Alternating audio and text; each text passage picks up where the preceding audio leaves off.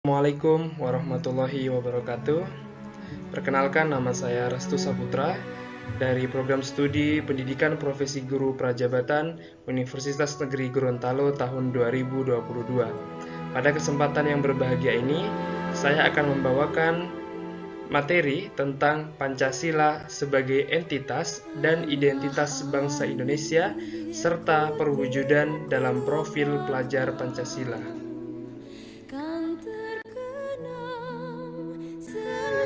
Untuk menjadi bangsa yang tetap bersatu dan berkembang, ada kebutuhan untuk selalu melestarikan kemajemukan, menjaga persatuan, menumbuhkan persaudaraan, menguatkan kesetiakawanan, dan menegaskan identitas sebagai bangsa yang majemuk.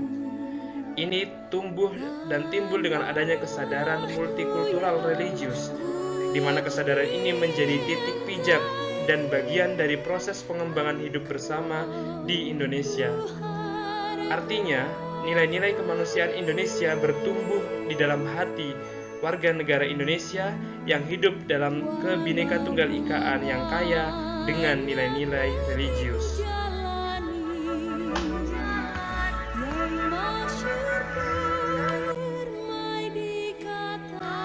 Di satu sisi, banyaknya budaya, suku, ras, agama yang merupakan identitas dari Indonesia juga menimbulkan adanya rasa khawatir tentang perpecahan karena adanya potensi yang sangat besar dari kasus suku, agama, ras, dan antar golongan.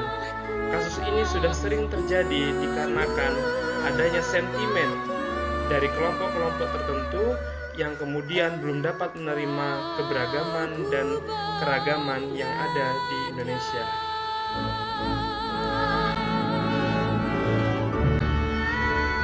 Kekayaan nilai religius yang ada di Indonesia ini kemudian harus diturunkan dalam pendidikan keluarga, masyarakat, dan sekolah. 3 lingkungan pendidikan ini biasa disebutkan sebagai Tripusat Pendidikan oleh Ki Hajar Dewantara. Pendidikan agama di lingkungan keluarga, sekolah, dan masyarakat memiliki peran yang penting dan perlu dijalankan dalam semangat kerjasama yang sinergis. Pendidikan memiliki peran yang strategis untuk melestarikan kesatuan bangsa dan juga sebagai pencegah atau penengah jika ada perpecahan dan konflik horizontal. Nilai-nilai budaya dan religius itu diartikulasikan dalam 5 sila atau yang kita sebut dengan Pancasila sebagai dasar negara. Nilai-nilai Pancasila merupakan landasan kehidupan bangsa yang menempatkan penghormatan kepada Allah, Tuhan semesta alam, sebagai pilar penting dalam kehidupan bangsa Indonesia. Meskipun Indonesia bukan negara agama dan bukan juga negara sekuler, namun keyakinan pada Tuhan Yang Maha Esa merupakan jiwa kehidupan setiap warga Indonesia.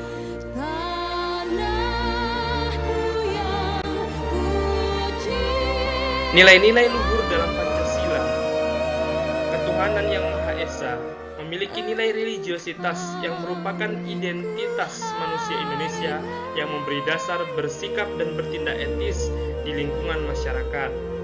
Kemanusiaan yang adil dan beradab menekankan prinsip etis pentingnya menghargai sesama warga masyarakat tanpa diskriminasi karena perbedaan latar belakang budaya, etnis, suku, dan kepercayaan.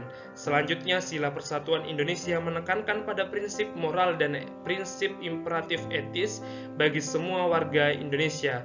Sila ketiga menghargai nilai-nilai yang menyatukan di tengah perbedaan dan keragaman, merupakan sikap dasar yang perlu dikembangkan dalam kehidupan di tengah keluarga, masyarakat, dan juga ruang sekolah. Kemudian kerakyatan yang dipimpin oleh hikmat kebijaksanaan dalam permusyawaratan perwakilan, di mana prinsip musyawarah atau dialog memberikan peluang dan hak kepada setiap warga untuk terlibat secara aktif dalam penentuan kebijakan untuk mencapai kehidupan yang lebih baik. Selanjutnya, sila keadilan sosial bagi seluruh rakyat Indonesia menekankan prinsip pada sikap adil yang didukung dengan kesetiakawanan dan kemurahan hati untuk hidup saling membantu. Pancasila ini kemudian kita sebut sebagai filsafat hidup berbangsa karena selain menjadi dasar negara, Pancasila juga memuat visi hidup berbangsa. 5 sila yang telah disebutkan tadi memuat nilai-nilai luhur kehidupan berbangsa dalam perjalanan sejarah yang panjang.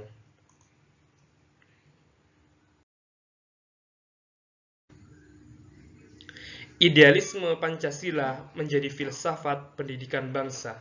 Nilai-nilai yang ada dalam Pancasila menjadi dasar pengembangan paradigma pendidikan transformatif untuk melestarikan kemajemukan budaya, agama, ras, dan suku di tengah tantangan dan ancaman keterpecahan hidup berbangsa.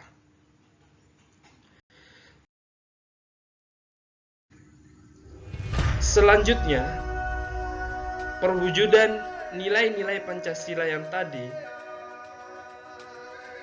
bersinergi atau selaras dengan tujuan pendidikan nasional, yaitu mencerdaskan kehidupan bangsa, membentuk masyarakat yang religius, menjunjung kebinekaan, demokratis, dan bermartabat, memajukan peradaban, serta menyejahterakan umat manusia, lahir dan batin. Profil pelajar Pancasila merupakan penerjemahan tujuan pendidikan nasional. Profil pelajar Pancasila berperan sebagai referensi utama yang mengarahkan kebijakan-kebijakan pendidikan, termasuk menjadi acuan para pendidik dalam membangun karakter serta kompetensi peserta didik. Profil pelajar Pancasila ini kemudian dijabarkan dalam keputusan Kepala Badan Standar Kurikulum dan Asesmen Pendidikan nomor 009/KR/KN/2022 tentang dimensi, elemen, dan subelemen profil pelajar Pancasila pada kurikulum merdeka. Dimensi profil pelajar Pancasila terdiri dari 6. Yang pertama adalah beriman, bertakwa kepada Tuhan Yang Maha Esa dan berakhlak mulia. Yang kedua, mandiri. Yang ketiga, bergotong royong. Yang keempat adalah berkebinekaan global. Yang kelima, bernalar kritis. Dan yang keenam adalah kreatif.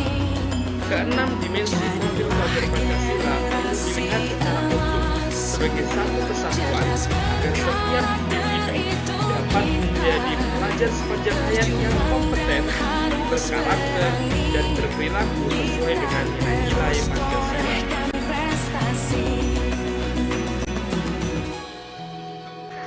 Adapun dari dimensi profil pelajar Pancasila kemudian diturunkan menjadi elemen-elemen profil pelajar Pancasila. Pada dimensi beriman, bertakwa kepada Tuhan Yang Maha Esa dan berakhlak mulia terdapat 5 elemen, yaitu akhlak beragama, akhlak pribadi, akhlak kepada manusia, akhlak kepada alam, dan akhlak bernegara. Kemudian pada dimensi mandiri ada 2 elemen kunci, yaitu kesadaran akan diri dan situasi yang dihadapi serta regulasi diri. Pada dimensi bergotong royong ada 3 elemen kunci, yaitu kolaborasi, kepedulian, dan berbagi. Kemudian pada dimensi berkebinekaan global ada beberapa elemen kunci, yaitu mengenal dan menghargai budaya, kemampuan komunikasi interkultural dalam berinteraksi dengan sesama, dan refleksi dan tanggung jawab terhadap pengalaman kebinekaan.